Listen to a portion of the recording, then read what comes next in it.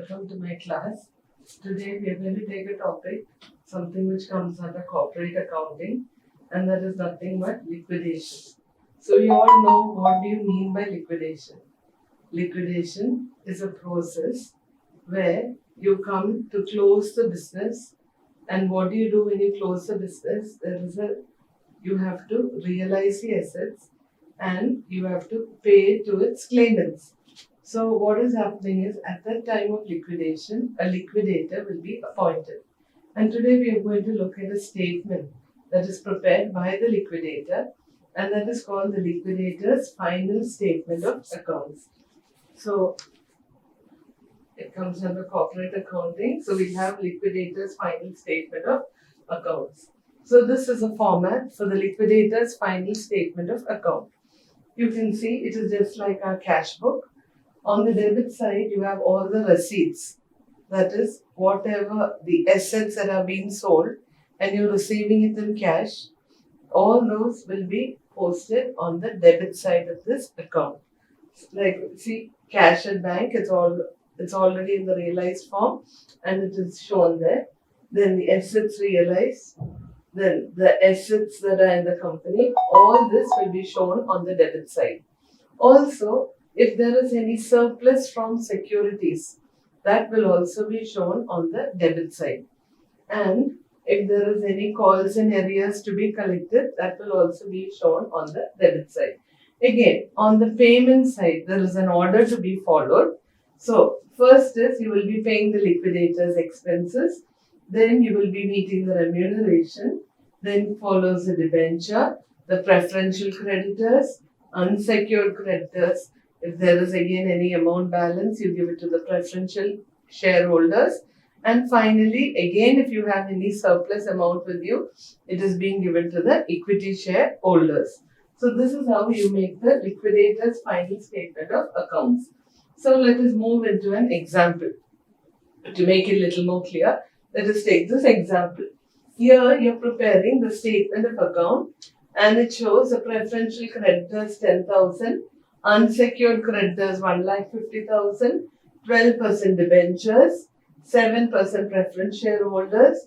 You have liquidation expenses, then the secured creditors, equity share capital, and then it is given to you that the liquidator is entitled to get 2% on all assets realized and 3% to the unsecured creditors. Sundry assets realized is 4,40,000. So they are saying that the amount that is realized is 4,40,000. Then how will your statement look like? Now let's take the statement. See, on the debit side, amount, the asset realized shows 4,40,000. And also surplus from securities. See, here you have secured creditors. Securities realized rupees 2 lakhs. And in the outer column, the value of the security was only 1,60,000.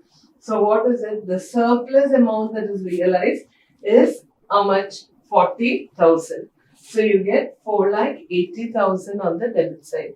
Then how are you going to distribute it to the claimants? That is shown on the payment side. So the liquidation expenses is given to you in the question, 2,000, that is being recorded.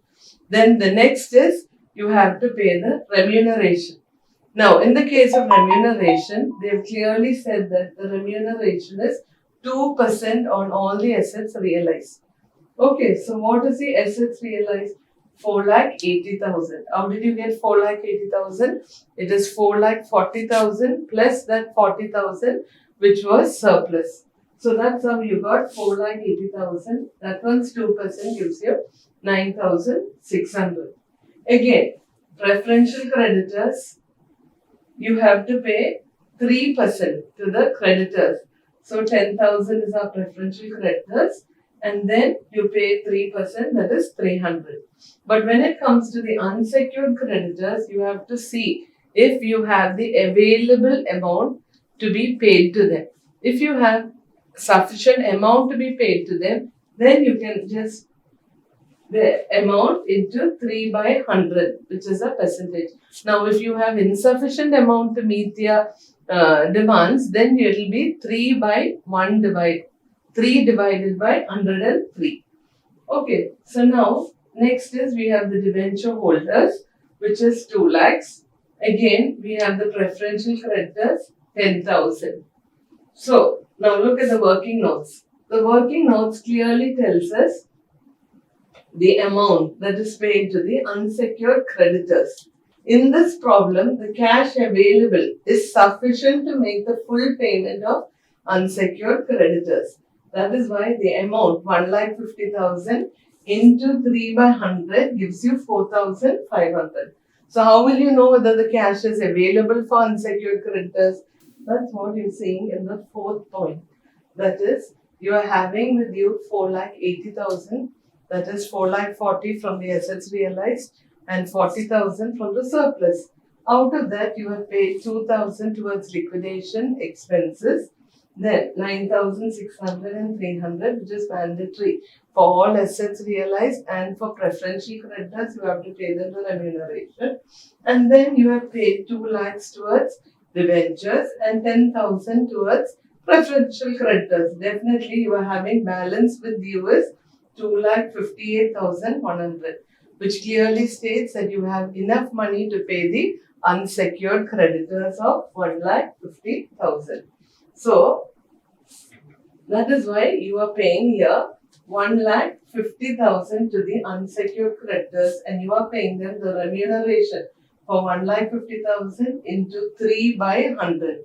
Now, in case if you didn't have this amount, you would have to pay them whatever amount available into 3 divided by 103. But since we have the cash to be paid, you're just doing it by 3 divided by 100. So that is how you pay the unsecured creditors. Next is the balancing figure, the balance amount. After meeting the unsecured creditors, you have 1,03,600. This 1,03,600 goes fully for the preference shareholders, and that is your balancing figure. You do not have any amount to pay to the equity shareholders. So when you prepare this liquidator's final statement of account, always make sure that you follow this order. That is liquidation expenses, the remuneration, debenture holders, preferential creditors, unsecured creditors, preference shareholders, and last the equity shareholders. So this is the format for liquidator's final statement of account and the illustration to prove it. Thank you.